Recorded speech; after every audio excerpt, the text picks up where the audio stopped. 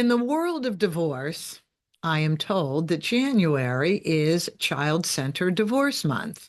Well, every day of the year should be child-centered divorce, but because January has been named and designated for child-centered divorces, let's talk about that a second.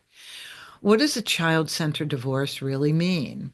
Well, as you're going through the drama of your own life changing as a parent, as a spouse, with everything that that entails, you are now going to be single rather than married, unless you have another relationship ready to solidify after you get divorced. But quite often, at least one of the two parents is going to be single.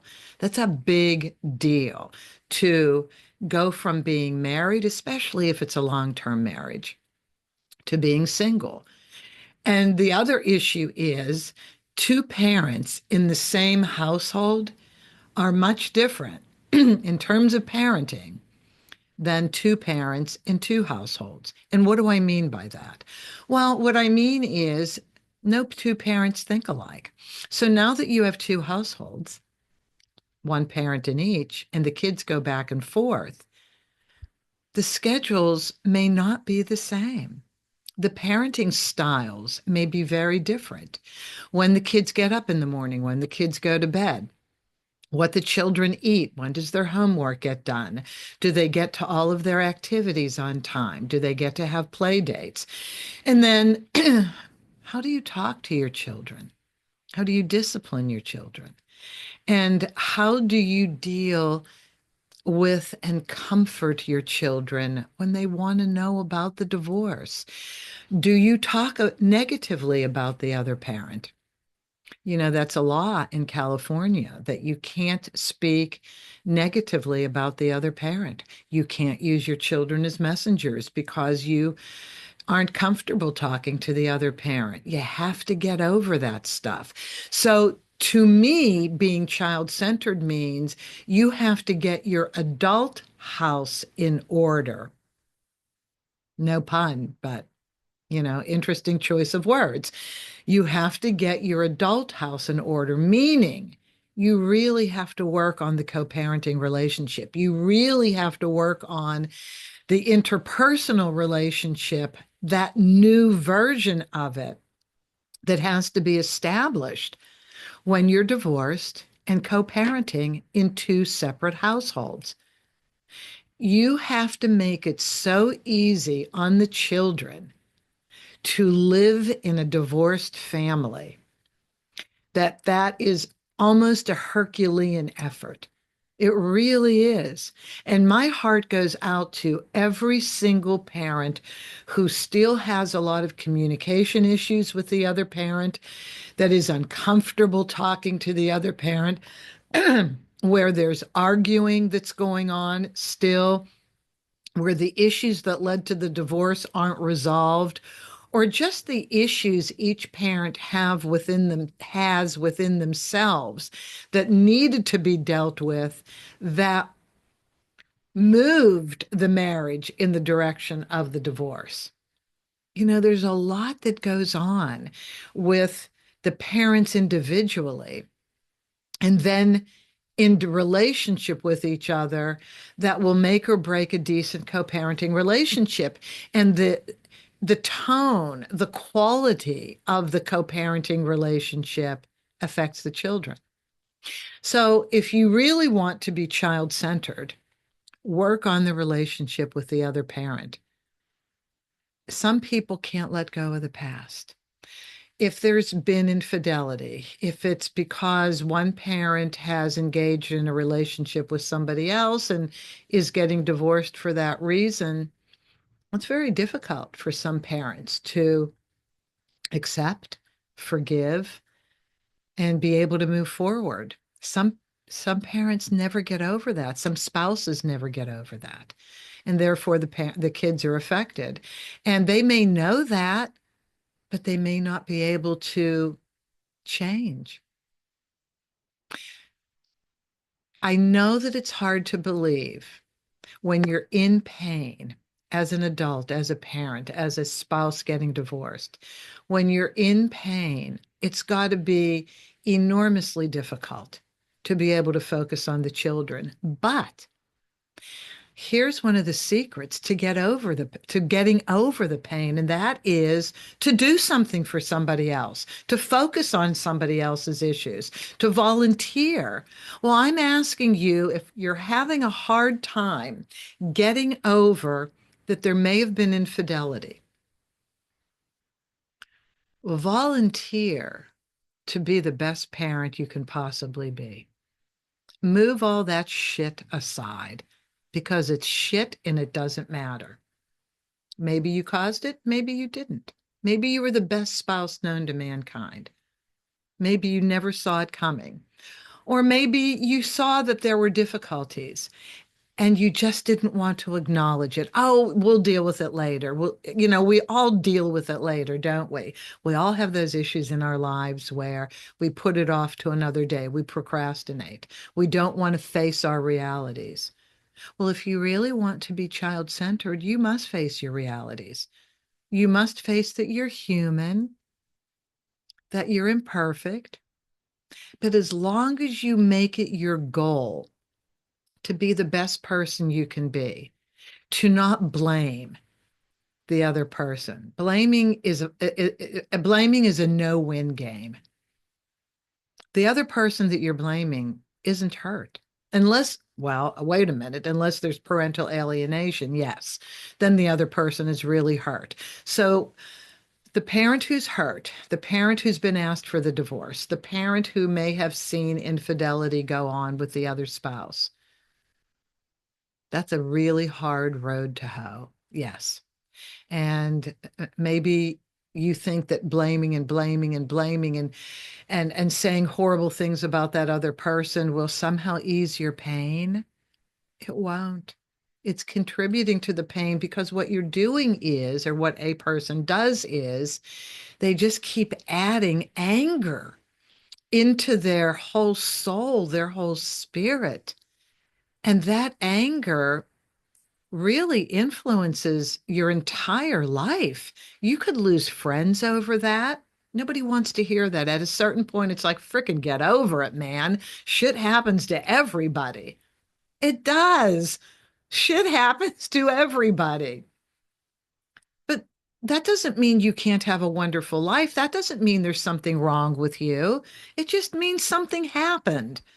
You owe nobody an explanation if you were the one that had to accept infidelity, had to accept that your marriage is over. You never thought it would happen to you. We're famous for saying that, aren't we? We never thought it would happen to us. Okay, so it happened to us.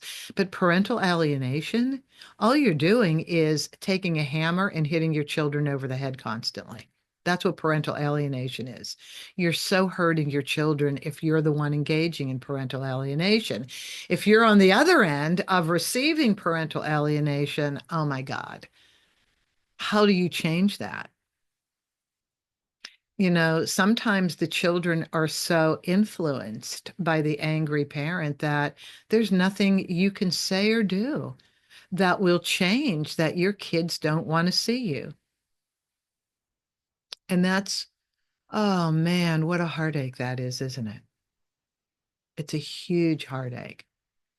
And if it's done to the man, I know so many men that are nurturing, that love their children passionately, that will do anything to get their children back. And so they spend money and time and lawyers and court and this and that, specialists to intervene and do psychological testing, and it doesn't work.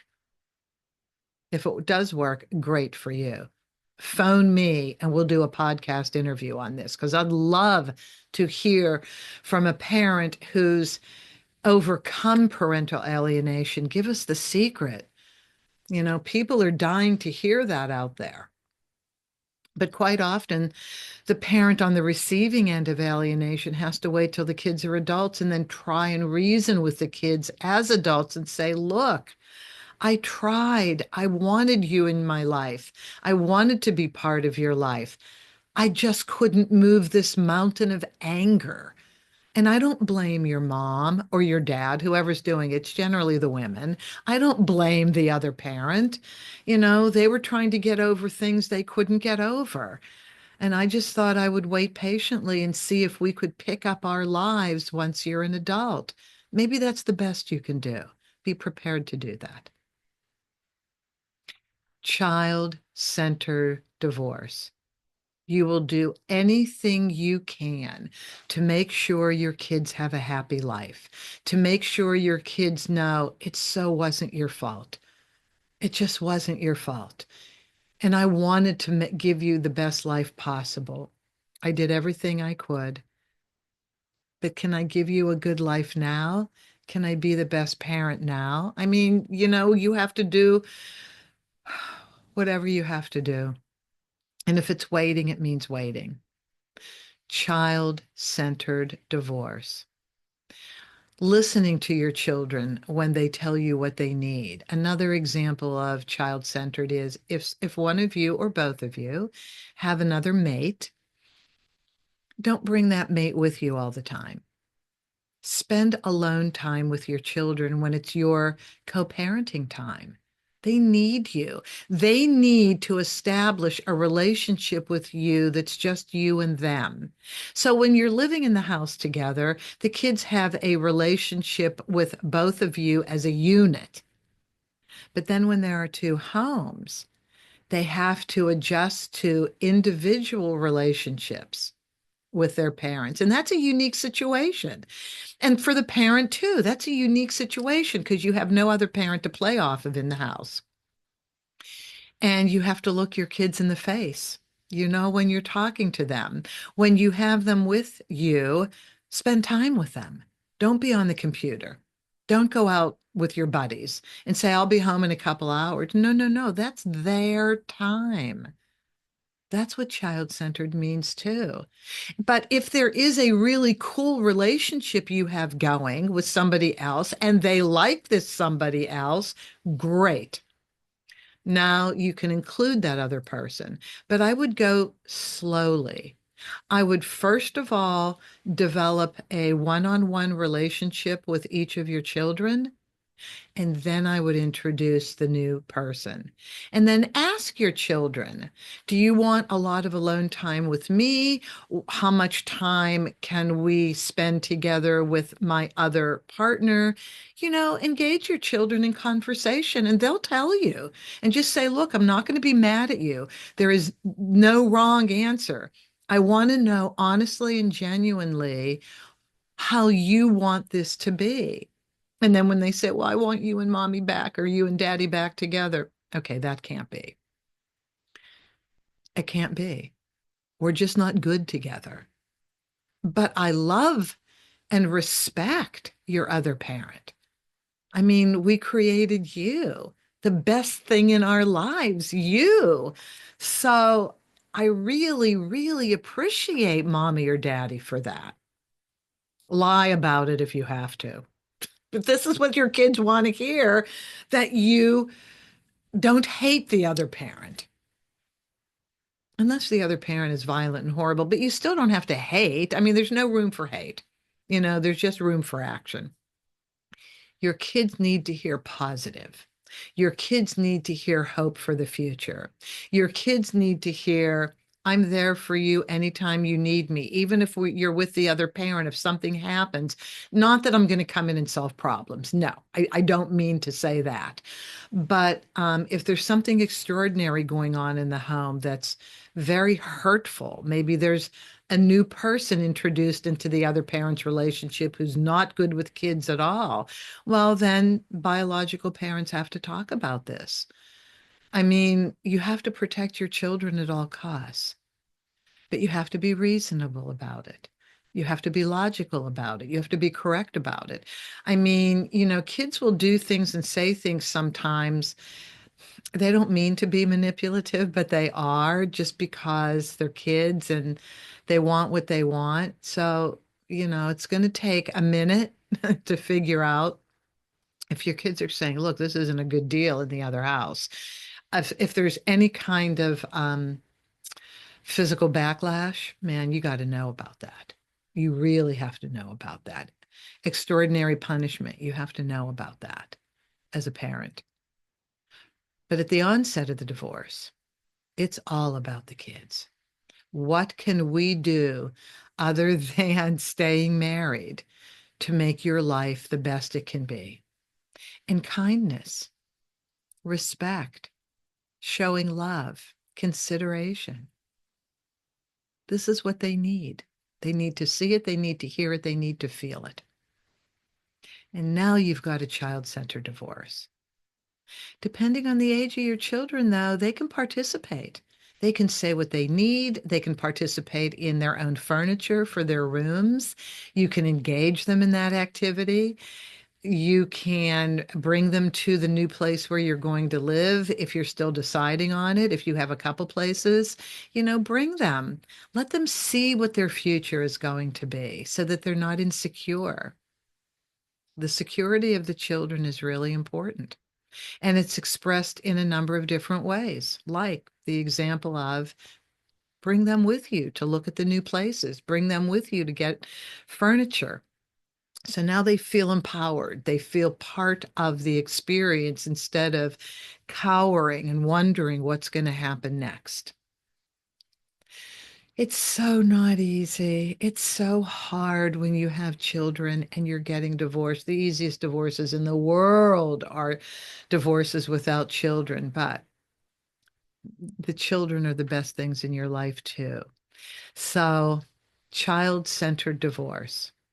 If you can think of any examples that you would like me to use that are positive examples of how you made your divorce a child-centered divorce or how you're working on it now, believe me, I want comments from all of you.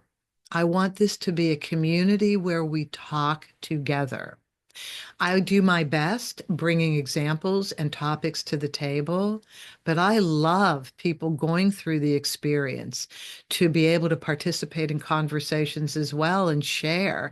So please contact me. And uh, yes, please contact me in the chat section. Let me know how to get in touch with you or my company, Divorce Resource Incorporated. I have a website, divorceresourceinc.com, and you can communicate with me through my website or my email, Judy, Judy, at divorceresourceinc.com. But let's make this the best experience for your children, a growing learning experience, and we're all in it together to help each other. And as always, my parting words, have an amicable day.